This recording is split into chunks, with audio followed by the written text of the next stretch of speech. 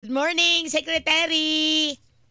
Yes, magandang umaga Tuti, magandang umaga Nori, at magandang umaga po sa inyong mga taga-tangkilik at taga-subaybay. Alam mo, Secretary, sabi ko nga kay Tuti, basta't may good news, hindi mawawala si Secretary. Halata naman yung boses niya on taas. Ibig sabihin talagang magandang good news yan. Di ba? Correct. Alam mo, Secretary, nung nakita namin to kahapon, ay, hindi ka muna. Mukhang maganda tong proyektong ito, lalo na pag ngayong magbabagong taon, Secretary, ha? So, marami yung nagtatanong, paano nga pa po itong kasi yung Memorandum of Understanding, nilagdaan po nyo, no? At ng Department of Agriculture. Ito yung kaugnay po dun sa pagtatayo ng mga Kadiwa retail stores, livelihood project, pero ito po ay sa ilalim ng Integrated Livelihood Program ng DOLE. So, Secretary, pakipaliwanag po ang ating good news. Yes, una muna, actually, ang amin pong partnership ng DA, matagal na nung pang magsimula ang administrasyon ng ating Pangulong Ferdinand R. Marcos Jr. Nagkataon po na ang aming nakita, kinakailangan lalo pang pagtibayin at palakasin sa pamamagitan po ng pagkakaroon ng Memorandum of Understanding, kung saan ang tinutukoy po ay yung pagtatayo ng mga kadiwa ng Pangulo stores sa mga areas kung saan marami tayong mga manggagawa. Dahil kung i-share ko lang, nung nakaraang November 26, 28, nagkaroon po ng Kadiwa ng Pangulo Expo at kasama po ako dun sa dumalo sa nasabing pagtitipon at nakita ko po yung nainganyo po ako doon sa kanilang modular type na Kadiwa ng Pangulo. So, ang ibig sabihin po ay madali ho yung i-set up, pero matibay. At nakita ko po na makakatulong sa ating mga manggagawa upang ilapit sa kanila ang mga pangunahing kailangan sa affordable na prices. So yan po yung medyo kumbaga sa ay buod noon amin pong usapan na nakapaloob po sa MOU. At ito po ay amin ang pagagalawin sa pagpasok po ng unang quarter ng taon. At ang amin pong layunin nga, matulungan po ang ating mga manggagawa, lalo na po yung mga pangkaraniwang manggagawa na kinakailangan po mabigyan ng ayuda ng pamahalaan sa pamamagitan po ng accessible at affordable na mga presyo ng mga bilihin. May tanong na ako to, Secretary. Nangangahulugan po ba ito? For example, si Tuti, isang ordinaryong mamamayang Pilipino na nagnanais maging negosyo. Gusto niya mag-apply dito. Gusto niya magkaroon din ng Kadiwa store. Ganon po ba yon, Secretary? Na pwede nyo siyang dalhin yung for example na yung mga tao na nagnanais magkaroon ng negosyo katulad nitong Kadiwa ng Pangulo Store na sila yung magpapatakbo, kumbaga magre-renta sila ng space tapos bibigyan nyo nung modular nyo na parang tindahan na kiosk. Collapsible. So sila yung magpapatakbo at yung supply saan kukunin. Ganon po ba yung sistema nito o hindi, Secretary? Bahagi po, meron pong bahagi sa sinabi ninyo kasi ang talagang target po namin ay asosasyon o organisasyon. Pero kooperatiba, Secretiba. Pwede, Secretary. Yes. Pero gusto ko lang sabihin na Nori, sa individual po, meron din po kaming existing livelihood program. So, yung pong nakikita nyo, yung mga tinatawag na negosyo card o nego card, yung po ay pang-individual. Pero na po yun, ini-implementa na ng DOLE. Matagal na yun Secretary, di ba? Yes. Yung mga kiosk nyo. Yes, in fact, amin pong inamendahan yung aming guidelines in terms of adjustment sa available amount na pwedeng ipagkaloob sa kanila. Dati po kasi ang maximum sa individual ay 30,000, ngayon po ay 50,000 na. Kasi nakita po namin na siyempre nagkakaroon po ng adjustment yung mga presyo, yung mga binibili, yung kagamitan. So dapat sumabay din kami doon nang sa ganon, lubusan naming matulungan yung mga benepisyaryo ng aming pong livelihood program. Yung pong dito po sa ating pangunahing paksa ng talakayan, may kinalaman sa Kadiwa ng Pangulo Store. Ang amin pong pangunahing target, yung mga asosasyon at mga areas kung saan po may konsentrasyon ng ating mga manggagawa. Yun po, makikipag-ugnayan din kami po sa pagpalagay na po natin isang eco zone. Ano? Dahil amin din pong itatapang pesa para po sa available na espasyo na daanan o kaya naman po iligtas na pagtayuan ng modular. At doon po, yung nabanggit mo, Nori, na may kinalaman sa supply, yan po ang bahagi ng responsibilidad ng Department of Agriculture. Sila ang mag-provide ng supply.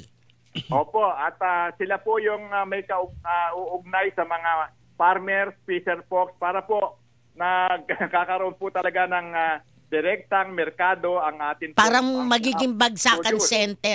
Secretary, para magiging bagsakan center yung mga Kadiwa retail stores na ito. Yes, Nori. Yan po ang magiging senaryo, magiging kaganapan pag ito pong mga Kadiwa ng Pangulo retail stores na ito ay tatayo na po. Yung ILP nyo, Secretary, yung Integrated Livelihood Program, marami din kaming mga na-feature dito sa aming segment dito na Swakto na dahil sa mga produkto nila, tinulungan benepisyaryo sila. Yun yung mga yun, pwede silang dumirekta mismo sa regional ninyo na pwede nilang ipasok yung mga produktong nilalako nila dun sa Kadiwa ng Pangulo natin? O yung asosasyon lang talaga?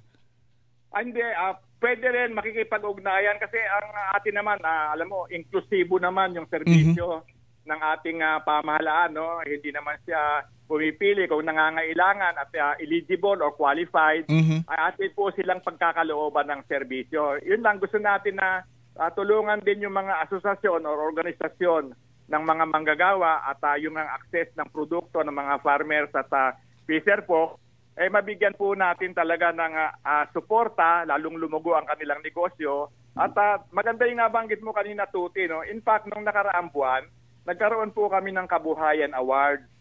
Ano po yung Kabuhayan Award? Ito po ipagkilala dun sa mga nag-avail ng livelihood program ng Department of Labor and Employment na naging matagumpay. At iba-iba pong region ang lumahok dyan at merong mga mapalad na nabigyan po namin ng recognition. May kasama din po yun na konting price para cash price para matulungan po sila pandagdag dun sa mga ikangay puhunan ng kanilang negosyo na naitayo. At nakatutuwa po na nag-share po sila ng kanila, may testimonial, Nori at Tuti, at binabanggit nila ang pagbabagong naganap sa kanilang buhay sa pamamagitan po ng masinop at maayos na pamamahala at pamamalakad ng kanilang livelihood program na napili. Maraming mga success story. Alam mo, yun yung may sasabihin din kami sa iyo, Secretary. Last year yun yung nilaban natin, Mami. Yung produkto niyang ginger. Beneficiaryo din siya ng ILP sa 4Ps. Ng Dole. At siya yung nagtagumpay. Nagtagumpay din. Pero ito, Tuti, as Secretary, may sa texter naman po natin, huling apat na numero, 9789. Sabi niya, para po ba din tong franchise, yung Kadiwa Kiosk, o libre na ang kiosk? Libre ang kiosk. Kaya lang, ang ipinapaliwanag po ni Secretary, ito'y para sa mga organisasyon. Halimbawa, asosasyon o kooperatiba. Kooperatiba ng mga manggagawa, kooperatiba ng mga magsasaka, ng mga mangingisa. Ito nga, may nagtatanong, Secretary, ang Homeowners Association ba daw nila po pwedeng mag-apply para magkaroon ng Kadiwa retail store sa kanilang lugar, Secretary?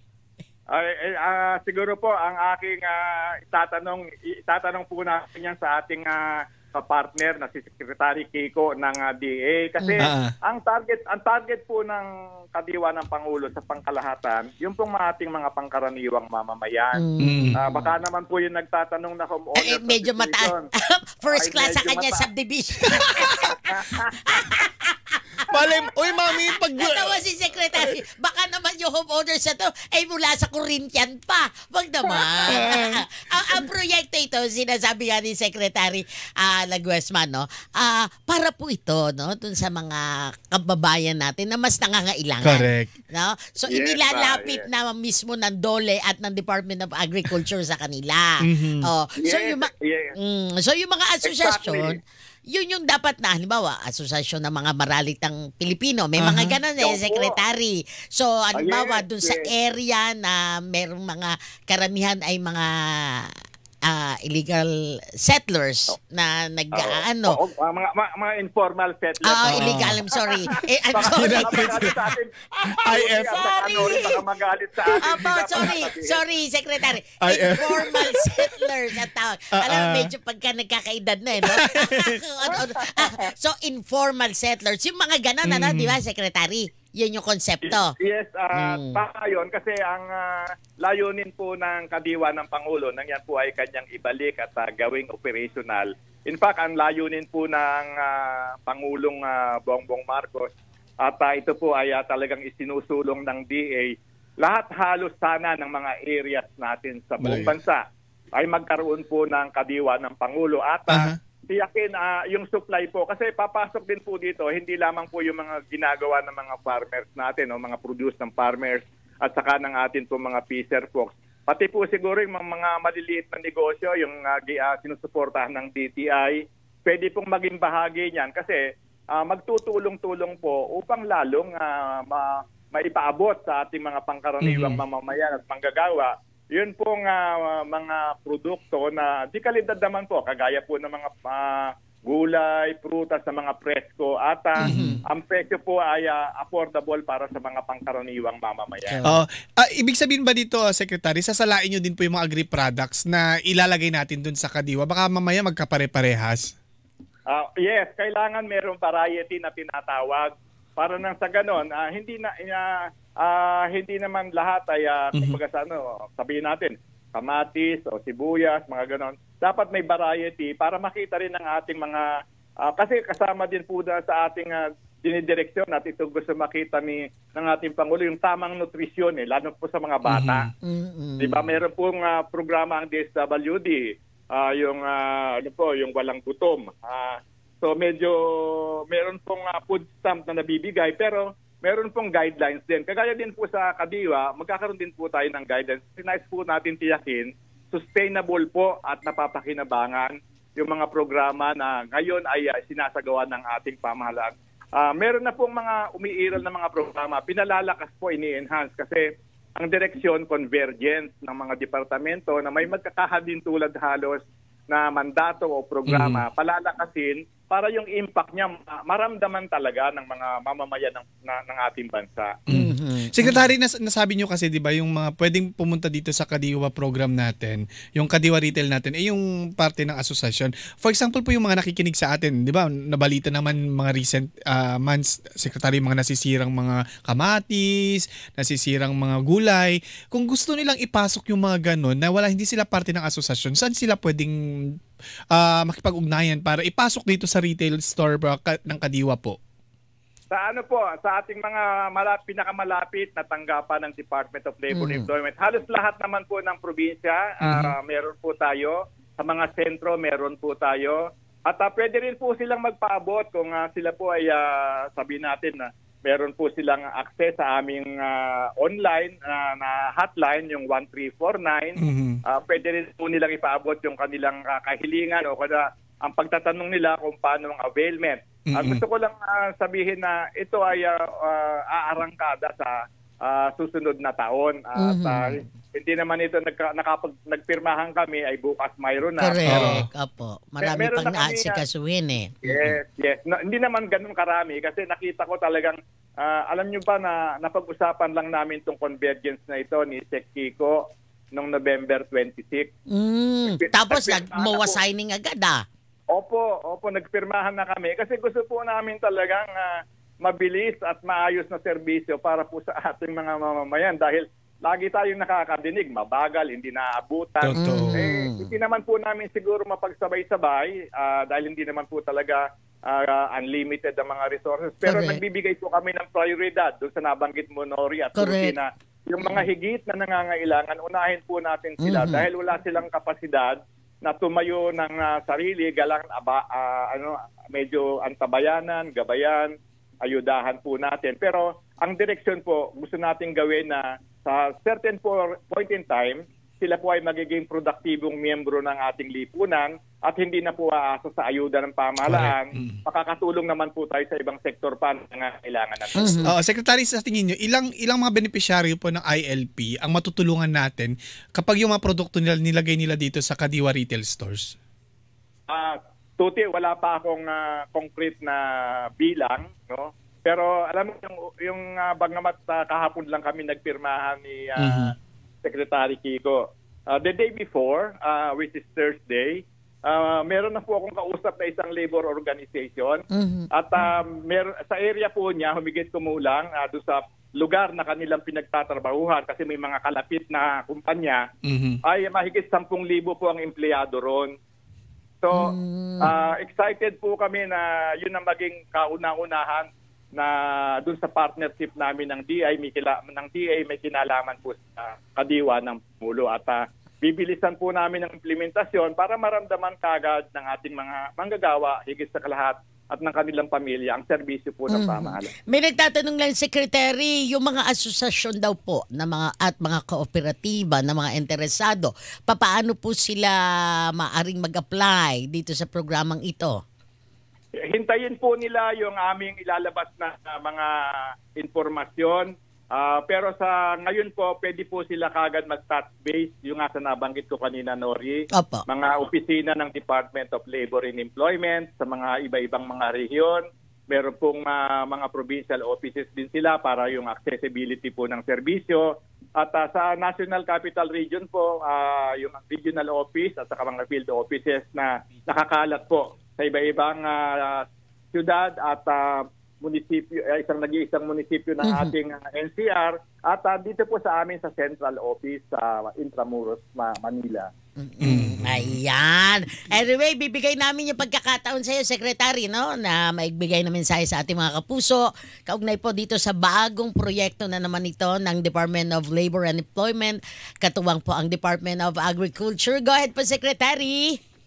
Yes, una muna, Nori at Tuti, taos-pusong pasasalamat po sa patuloy na pagbibigay ng pagkakataon na sa pamamagitan ng iyong programa makapaghatid po ng mga informasyon na mapapakinabangan at hindi po peke na... Opo, bawal ang fake news, Secretary. Dapat totoo lang. Serbisyong totoo lang. Correct. Serbisyong totoo po talaga tungkol sa trabaho at sa kalagayan ng manggagawa.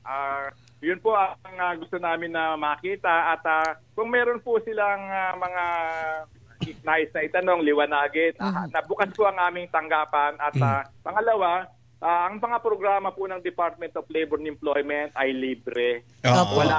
Wala po itong bayad at kung meron po kayong na-availment ng mga programa namin, kagaya po ng livelihood, ng tupad program, hindi po yan dapat na ang inyong tinatanggap ay mabawasan. Totoo. Sino man po yung nagsasabi na sila ay maglilink o sila ang tutulong sa inyo, direkta po, pwede po kayong lumapit sa mga kawani at opisyalis po ng Department of Labor and Employment upang makita kung kayo po ay eligible at qualified na bigyan ng tulong ng Department of Labor and Employment. Pangalawa po, yung, bukod po sa pasasalamat sa inyong programa, patuloy niyo po kaming tulungan nang sa ganon yung tamang impormasyon, mapakinabangan nga. Correct. Ikaw po naman, Secretary.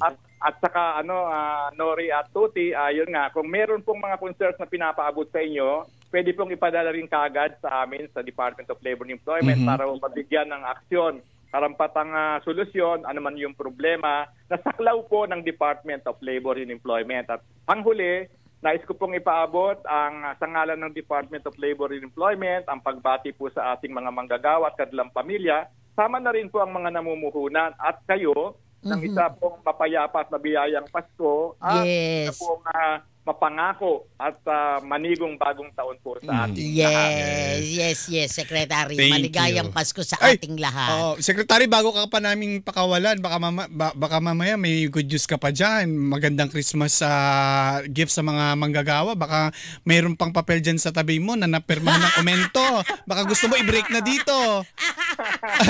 Wala pa daw. Pagka meron daw, tatawag si Secretary sa atin. Yes, tama. Nori, bago ko lang makalimutan, sa pamamagitan din po ng inyong programa ni Tuti, Inuulit ko po yung aking panawagan, pakiusap sa mga namumuhunan, sa mga employers na wag na po sanang hintayin ang December 24. Kung maaari po sana ipagkaloob na ang 13-month pay ng ating mga manggagawa bago po dumating yung oras de peligro o rush hour. Para mabigyan po nyo sila ng pagkakataon na makapag-budget, makapamili, kung ano pong mga pangangailangan, nagbibigyan nila ng prioridad sa pagtanggap nila ng mas maagang 13-month pay. Ayan. Maraming salamat, Secretary. Happy Merry weekend. Christmas! Yes, maraming salamat. Mabuhay po ang inyong programa. Maraming Magandang araw salamat po. Mabuhay din po kayo. Ayan. Inyo po narinig si Secretary Bienvenido Laguesma ng Department of Labor and Employment.